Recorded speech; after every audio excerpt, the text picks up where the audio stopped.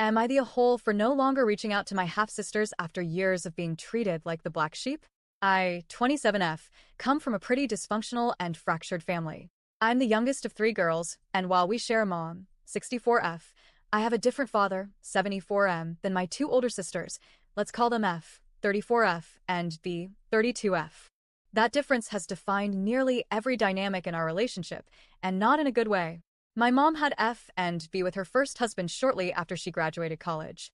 She had a real passion for dance, something my grandmother had always forbidden her from pursuing, so as soon as she could, she ran off to college, graduated early, and tried to chase her dream while also working as an engineer.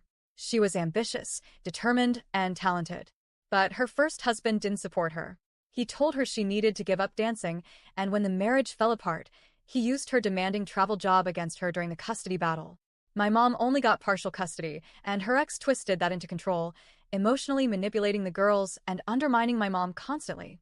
Then, after the divorce, my mom met my dad, a recovering alcoholic, reintroduced to life and love by a mutual friend.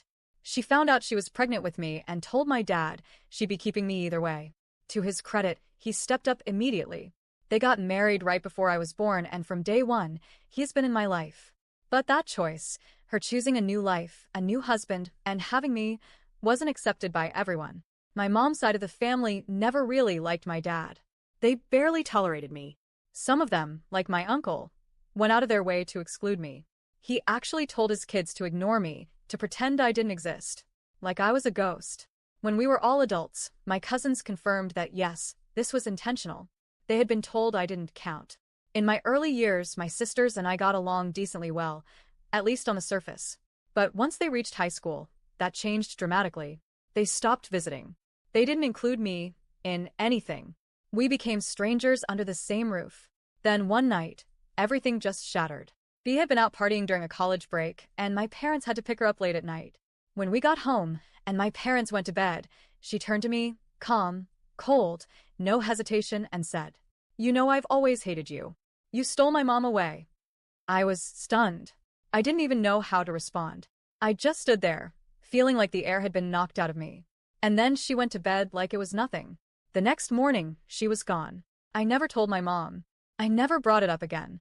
But from that moment on, something in me changed. I had always felt different, but now I knew I wasn't just imagining it. I was the outsider, the mistake, the unwanted piece of a broken puzzle. Then came my oldest sister F's wedding during my sophomore year of high school. I hoped it might be a chance to reconnect, maybe even feel like part of the family again. Nope. She asked her sister B to be in the bridal party, of course. She also included her two other half-siblings from her dad's second marriage. Kids younger than me. But me? I was asked to do a reading during the ceremony. A reading?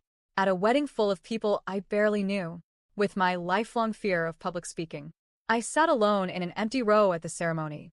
Isolated while waiting to get up and stumble through a passage I was terrified of reading. I tried so hard to pretend I wasn't hurt. I smiled. I clapped. I told myself not to ruin her day. Later, after the honeymoon, my mom told my sister that I seemed hurt. F reached out and asked me why I hadn't said anything. I told her the truth. It was her wedding. Her choice. We're not that close. I understood. And I did. But that didn't mean it didn't hurt. Since then, F moved to another state, got married, and had two kids. We text on birthdays. That's about it.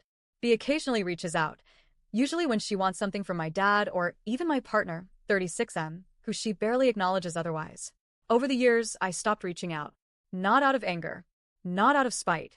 I just stopped trying. Why should I continue chasing people who never made me feel wanted? Who never reached out to me unless they had to? Now here's where the tension is building. My dad, who, for all his flaws, has always been there for me, has started pressuring me. He says that when he and my mom are gone, my sisters will be all I have left. That family is forever, and I should be the one to keep the bridge from collapsing completely. He wants me to make the first move. To text. To call.